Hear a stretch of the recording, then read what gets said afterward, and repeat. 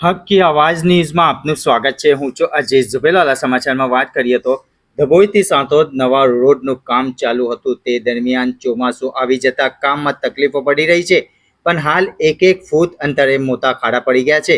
Contractor દ્વારા ખાડા પૂરવામાં આવે તો વાહન ચાલકોને મુશ્કેલીનો સામનો ના કરવો પડે।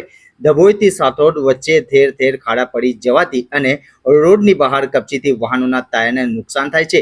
સાંતોદ ડભોઈ કેનાલ સુધી પહોંચવા માટે વાહન ચાલકોને અત્યંત ખાડો ખબૂચડા વાળી ચારણી જેવી છલી થઈ ગઈ છે। રોડ પર ભરતા પાણીના ખાબોચિયા ટુ વ્હીલર ચાલકોના કપડાં પણ બગડે, કપચી ઉડવાને બનાવો બનતા હોવાથી વાહન ચાલકોમાં રોષની લાગણી વ્યાપી ગઈ હોવાનું જાણવા મળ્યું હતું। રિપોર્ટ રફીક મંસૂરી।